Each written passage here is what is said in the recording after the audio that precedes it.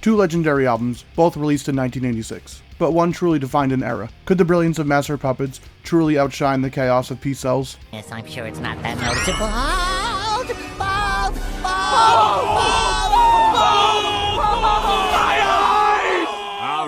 All right. Or did Megadeth quietly craft the ultimate metal masterpiece? It might be on to something. Today, Michael Quinn from Music of Michael Quinn and I are digging deep to find out which album truly reigns supreme.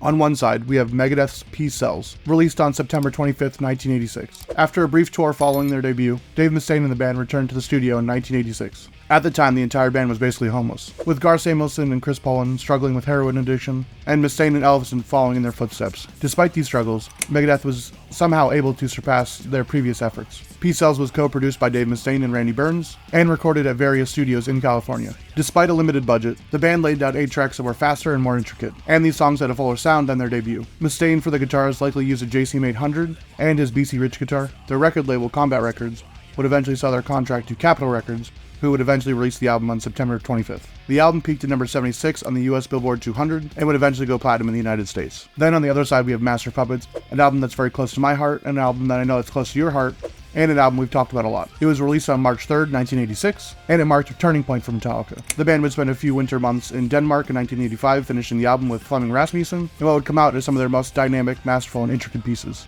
And this reflected their evolution as a band. The guitar arrangements by Hetfield, Hammett, and Cliff Burton were masterful, and for the guitars on this album, James Hetfield used a Jackson King V with Seymour Duncan pickups, and this was the first time they were using the Mesa Boogie Mark II C++. The album's release propelled them to newer heights, reaching number 29 on the US Billboard 200, and the touring cycle began with a tour with Ozzy Osbourne. So now I want to get in some of the discussion with my friend Michael Quinn. It's more of a subjective take. We're not looking at all the objective stuff that I tried to do for my other videos. I think I find it a little more fun because we're just bullshitting. So yeah, let's get to that discussion. Today we're just gonna look at 2 different albums. We're gonna look at Master of Puppets and we're gonna look at Peace Sells. So I'm with Music of Michael Quinn, and we're gonna take a look at these 2 albums and compare them and see which one comes out better. Hell yeah. So yeah, check out his channel. He's on YouTube. Instagram handle's the same too? Yeah, Instagram. Yep, yeah, Instagram's the same too. Track number 1, we got Wake Up Dead versus Battery. And honestly, this is controversial since I'm the Metallica guy, but I think Wake Up Dead's way better. Yeah, you know, I wouldn't necessarily way better, but I think I am going to give the edge to Wake Up Dead. I feel like Battery has it working against it that it's so well known, you know? That's my it's too on the nose thrash, and that's what Metallica doesn't do as well as like the other stuff they do. Yeah, I think Battery though, you could say it's better constructed. Like the acoustic intro actually leads into the lead riffs. Where Wake Up Dead is kind of just more a collection of riffs, but that ending with the dun dun dun dun. Yeah, like the jazzy part is sick. Yeah, and Chris Poland is an incredible soloist. His stuff he's done outside of Megadeth too, with his band Ohm, his solo stuff, and he had another band too, I think called they only had one album, I forget what it was called. It was really proggy in like the 90s, but yeah, you know, I think Battery really is just. It's not quite on the same level as Bohemian Rhapsody or something, but it is one of those songs that we've heard so many times. It's not as though we can't take it completely seriously, but it's probably like Run to the Hills, where it's like, I'm never going to put Battery on. You know, I won't skip it if I'm listening to it, but I'm not going to be like, oh, I got to listen to Battery, you know? Yeah, no, that's how I feel about it exactly. Yeah, we're in agreement. Wake Up Dead. Yeah. And Dave Mustaine is pleased. So then we got Master of Puppets versus The Conjuring, and I don't know about you, but I mean, I think Master of Puppets is their second best song.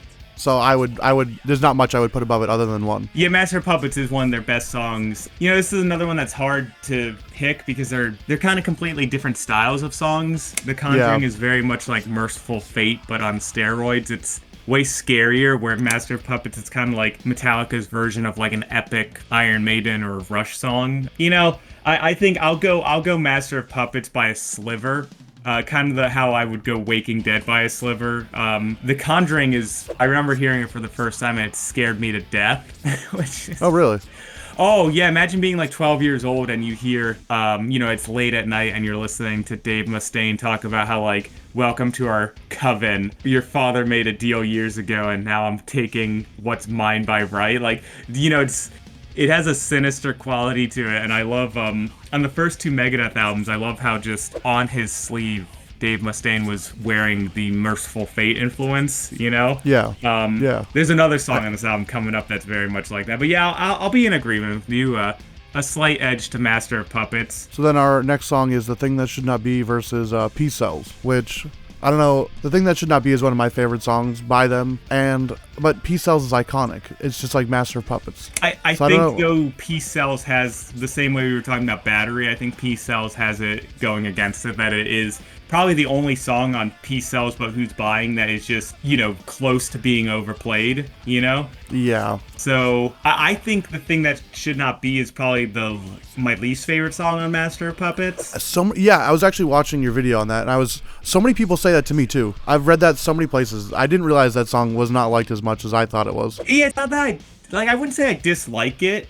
And it does grow on me a bit more, but it's just that it feels like it's trying to kind of do the same thing that For Whom the Bell Tolls, but it's not quite as heavy. I think it's heavier. I like it more because it's heavier than. I'm not a really big fan of For Whom the Bell Tolls, but that's overplayed for me. Yeah, that's a fair point, Yeah. Yeah, it's not that I dislike it. It's just sometimes when you have albums that are I'd probably say that, I'll talk about that later, but when you have an album as good as Master of Puppets, just one of the songs has to be, the bottom. It's like when I was ranking all the Death albums, I was just like, well, Leprosy is my least favorite. It's not that it's bad. It's just, I don't like it nearly as much as these albums, Oh, yeah. Yeah, that makes sense. My weak point is a different one that we'll get to after. Oh, yeah. So, yeah, I'll give the edge to The Thing That Should Not Be over Peace Cells. I was thinking Peace Cells might get the edge because it's iconic and it's a little bit more concise. So I know that The Thing that should not be drags a little bit. That is. So I think I might give it to Peace Cells instead. Yeah. Just because it's one of their best and biggest songs. Yeah, for me it's a toss up. I guess I'll go with The Thing That Should Not Be just by a little bit, just because for me Peace Cells is the only song on this album that I feel like, again, kind of like with Battery, where I've heard it a lot. Not to the point where I hate it, but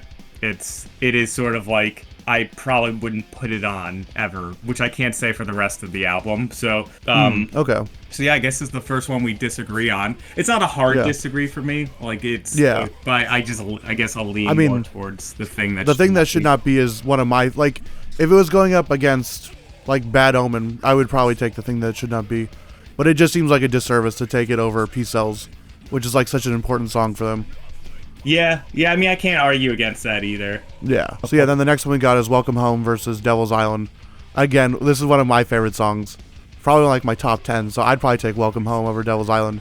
But I do love Devil's Island. I think we might have the first hard disagree. I'm gonna go Devil's Island. Not that I think Welcome Home Sanitarium is bad. I would take Welcome Home over Fade to Black. But Fade to Black's my favorite song. Yeah. Okay, maybe I wouldn't, but Devil's Island just has so many amazing riffs, and I love the story of someone being, left on a Devil's Island, a penal colony, and right as they're about to get burned at the stake, and they think that, my misery's over, it rains, so they're like, I guess God wants to spare you. So you have to stay on this island. It also kind of reminds me a little bit of Lord of the Flies, where, you have these kids on this island and you're not completely sure if there is something supernatural going on or if it's all in their head. I guess both of these kind of play with the idea of reality not being what you think it is. Welcome Home's great too. So I'm not going to bash it or anything, but for me, out of those two, I would just say Devil's Island, but you can talk about Welcome Home, Yeah, I mean, that song is, I know it's not iconic like Master of Puppets is iconic. Mm-hmm. I fell in love with it because I really love the dynamics in their music. It starts with the power chords with open strings, and then it just keeps building and building into a really big ending. It's kind of like a precursor for One for me. Yeah. Because One follows that same kind of structure. Welcome Home is just really, really cool song for me. I really love everything about it. The harmonies at the end are amazing. The heavy part's amazing. The clean parts are amazing. It's probably my top song from this album. Yeah, I think so, honestly. I do think it's some of Kirk Hammett's best solos, too. Yes. So. And I love that he has a few different solos in there, and I just think everything's perfect. For me, everything's perfect about that song. Yeah, I don't think there's anything bad with it. I guess Devil's Island is kind of they're both kind of peak songs for their respective bands, you know? And I guess I just prefer the Megadeth sound to the Metallica sound. So if I had to pick one, I'd say Devil's Island. I mean, yeah, it makes sense. I mean, we can agree to disagree. Yeah, no problem. Yeah, dude, I mean, again, it's like we're comparing would you rather eat at this 5-star restaurant or that 5-star restaurant? Yeah. It's like, I don't know. They're both great. Yeah. So next is Disposable Heroes and Good Morning Black Friday. And this is my, like, weak song. I'm not a huge fan of Disposable Heroes because unlike Master of Puppets, which is at a full 11 seconds longer, Disposable Heroes just seems like a long song. It just repeats and repeats and repeats, which can be good, but they do it way too much in the song where it just drags. Yeah, you know, I hadn't thought about that because I really like Disposable Heroes. But Good Morning Black Friday, I think, might be my number one favorite Megadeth song. I don't know if I've done this video yet, but I have written out what my top 20 would be, and I think, yeah, Good Morning Black Friday is the most evil sounding Megadeth song I think they've ever done. It's Yeah, I could see that. it's so dark. The and the intro to the clean, and then building into the solos by Chris Poland, and then when you finally get to the heavy riffage and the drumming is just, I mean, it's almost Dave Mustaine's vocals aren't really, but aside from that, you could say that Good Morning Black Friday is almost like proto death metal with the drumming, and honestly too with those lyrics, which are just unbelievably evil. So the bodies convulse in agony and pain. I mangle the face till no features remains. Like, god damn, Dave was It's like a pissed. Slayer song. Yeah, I mean, when is Dave Mustaine ever not pissed off? But he was especially pissed off for these lyrics. I do enjoy the lyrics for Disposable Heroes. You know, it's a nice anti-war song.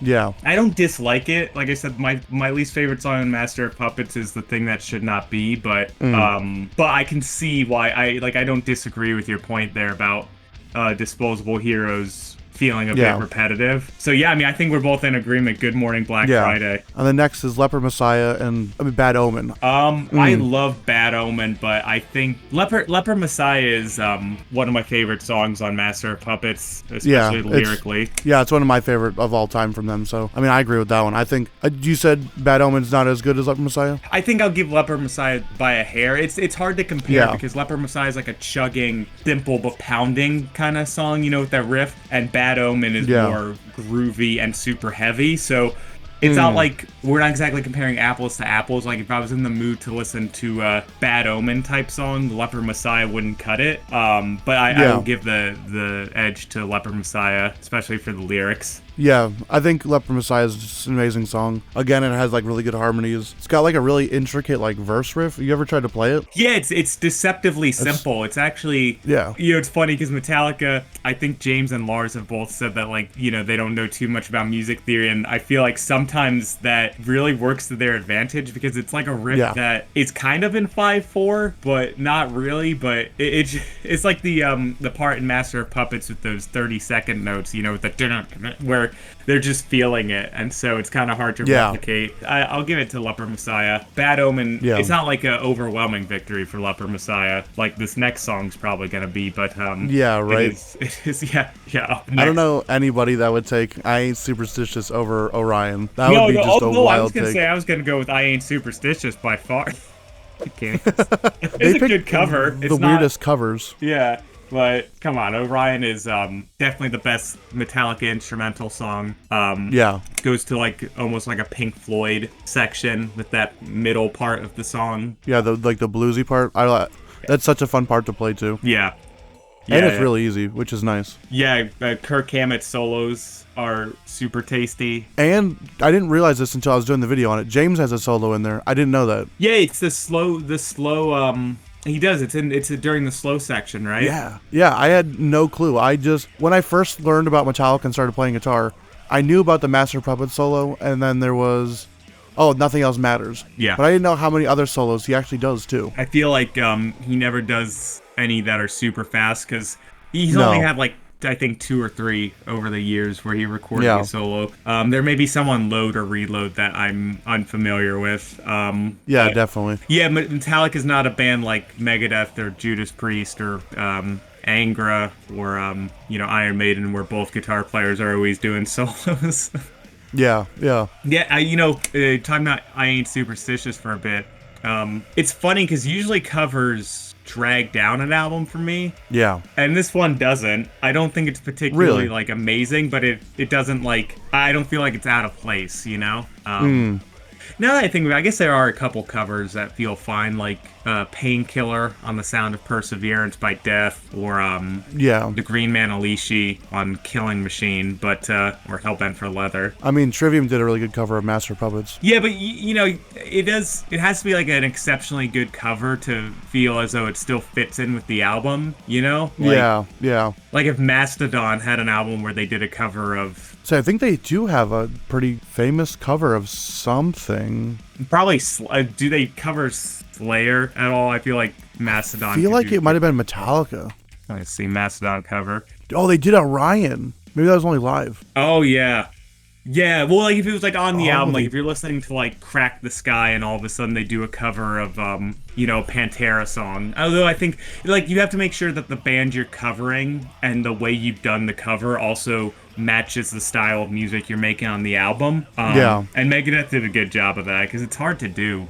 I feel like Mastodon could do a good cover of a Pantera song or something like that because it's kind of a similar style. But yeah, I think this isn't even really up for discussion. Orion is a masterpiece. I Ain't Superstitious is like, fine. Yeah, a fine cover. Yeah. And then we got the last one, Damage Inc. and My Last Words. Oh, dude, this is gonna be hard for me because they are both really good songs. Just because of the way I'm feeling today, I think I'll give the edge to My Last Words for the bass intro. I do think the structure is maybe a little bit more repetitive, but for the bass intro, it's not super hard endorsement from me, but I will just by a hair say My Last Words. Yeah, okay. I mean, then I'm thinking I'll have to go with Damage Inc. just because I'm the Metallica fanboy here. I mean, it's such a good, intricate song for them. It's really, I like they have the really good album closers and album openers, and this is one of them. I think it's an amazing song. It's really fast. I mean, everyone loves it. Yeah, Damage Inc. is awesome. It's like I said, it's by a hair. I don't know why. I think just maybe the bass intro and the clean guitar intro before going into the fast part from My Last Words, but I can't really argue either way strongly. It's sort of just, like I said, it's a flip of a coin for me. I mean, that's how the whole, both these albums feel, really. I think, obviously, there's like some points on either side that's not the strongest, but I mean, it's hard to pick between both of them for the most part. Yeah. Which one, if you had to go artwork for the albums, which one would you say has the better artwork? That's hard. You're right. As much as I want to say Rattlehead's like a cheesy kind of thing, he does look cool on this one. Obviously, the first one was garbage, but they didn't really get much thought into that. Yeah, because they weren't allowed to. Like $50. Yeah. Yeah, Ed Rupp. The Megadeth one feels like it's. Dated's not dated's the word I want to use, but it sounds like it has negative connotations. It definitely feels like it's from the 80s, where like Metallica's feels a little more timeless. Yeah. But Megadeth is really sick. I mean, I think they're both. Maybe. Obviously, if I was going to give an edge to something, it'd be Master of Puppets. Yeah. But Megadeth's is like really close too. I think Ed Repka's Ed Repka's style for Peace Cells, it has like a retro vibe for... Yeah. But even for the 80s, I feel like he was consciously trying to kind of have hints of like the 1950s, like horror comics and stuff like that. It's hard, I would say... I think that probably the Master of Puppets is a much more iconic one, but I think in terms of details and just how good the actual painting is, I'd probably give it to Peace Cells. You know, again, not... I can go either way with that, but Ed Repka is kind of like Derek Riggs from Iron Maiden, where the more you look at his paintings, the more details you notice and how... you know, he must have had like a giant magnifying glass to draw some of those flags in the back. Yeah, right. Yeah, it's really... But I will say that, like, Master of Puppets has, like, a lot of hidden stuff in there, too. Yeah, the dog tags, the helmets. And these are just two of the peak albums for the era, you know, so it's... At a certain point, you're just comparing gold to gold, you know? Yeah, both really good albums.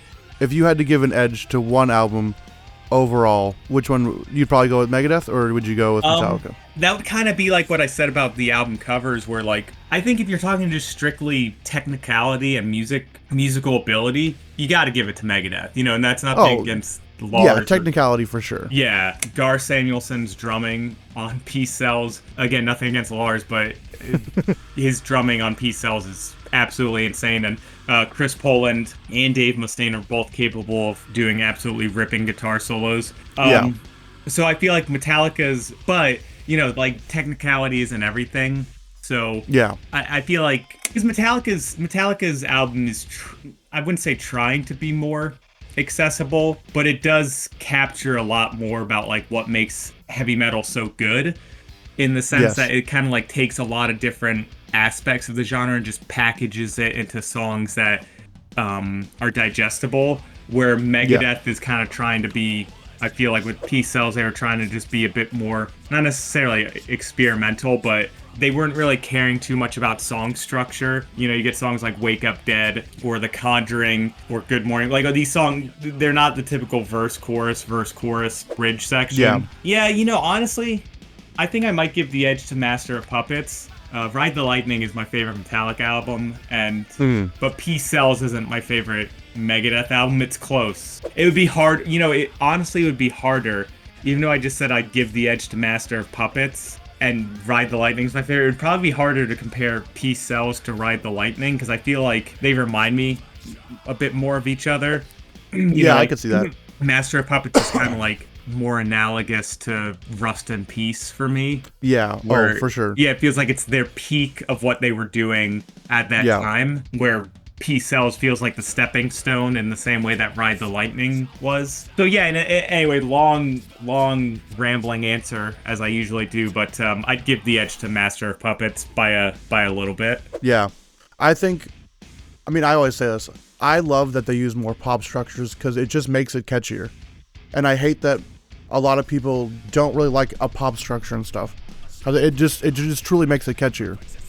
Because obviously there's a reason for it. Structure. Like Megadeth does it well, but there's so many metal bands that just throw a bunch of riffs together and scream or growl or sing over it, and it's just fucking garbage because they have no structure and they have no real way of writing a song other than just throwing riffs together and hoping it works. So if you enjoyed this video, I want you to check out this one right here. Me and Michael also did another video where we did this kind of album battle thing between Ride the Lightning and Killing Is My Business. So if you enjoyed this video and you want to check out that one, I suggest you check it out over on his channel. He also does a lot of great videos. He likes to do a lot of top 10s and looking at music like I do. So if you enjoy this channel, I think you might enjoy his. His is Music of Michael Quinn, and I'll put it down in the description. If you made it this far, thank you for watching. I'll see you in the next video. Peace.